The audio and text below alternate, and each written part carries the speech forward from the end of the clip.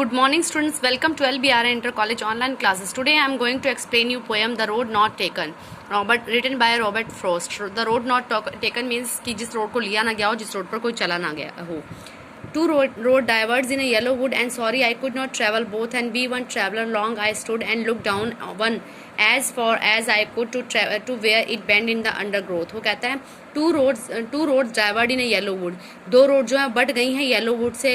यहाँ पर yellow would में पीली लकड़ी नहीं है, यहाँ पर है सूखे पत्तों की जो लकड़ी है, उससे क्या है दो रोड जो है वो दो भागों में बट गई हैं. And sorry I could not travel both. तो कहता है माफ़ी चाहता हूँ कि मैं दोनों पर नहीं चल सकता. And be a one traveller, क्योंकि मैं एक यात्री हूँ. लॉन्ग आई स्टूड, मैं बहुत देर तक खड़ा रहा. एंड लुक डाउन, और झुककर देखता रहा. One as far as I could, जितनी दूर तक मैं देख सकता था वहां तक मैंने देखा. To where it bent in the undergrowth, जहाँ जब वो क्या हुआ आगे जाकर पत्तों में झाड़ियों में लुप्त हो गई. Then took the other just as fair, फिर मैंने उनमें से एक का चुनाव किया. जो देख रहा था उसको नहीं, मैंने दूसरे को चुनाव किया. जस्ट एज फेयर, जो मुझे ठीक लगा. And having perhaps better the claim because it was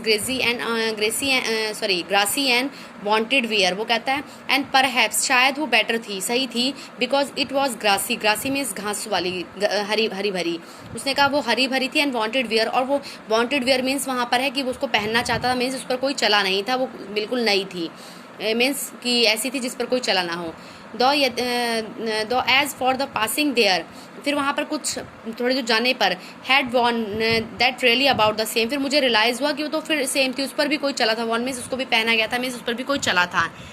and both that morning equally lay, दोनों पर जो सुबह है, सुबह के time. In the leaves no step had trodden black, दोनों पर है सुबह जो है सुबह पत्तियां बिछी हुई थी. And no step had trodden black, और उन पर किसी के भी चलने की काले निशान नहीं पड़े थे, कि मतलब मीन्स सुबह के टाइम उस पर पत्तियां बिखरी थी और कोई उस पर चला नहीं था.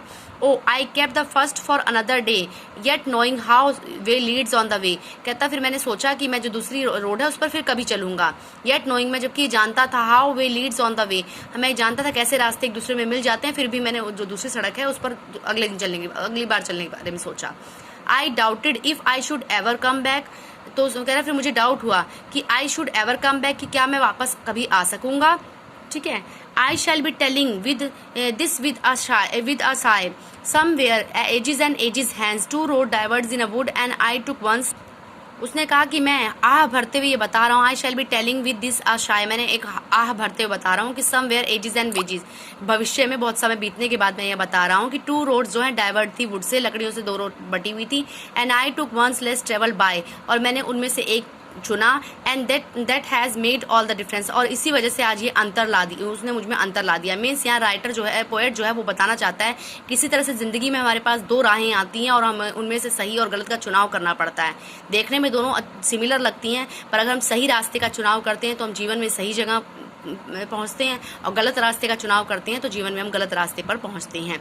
तो यहाँ पर राइटर पोएट जो है वो कहता है उसने जीवन में सही रास्ता चुना. उसने कहा दो सड़कें अलग अलग दिशाओं में फटी थी, पर मैंने एक ही यात्रा चुनी, और जो जिससे आज मुझ में अंतर है, मीन्स जो यात्रा मैंने चुनी, जो सड़क मैंने चुनी, वो मुझे आज इस मुकाम पर ले आई.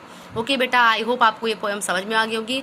वी विल कंटिन्यू क्वेश्चन और answer of this poem tomorrow.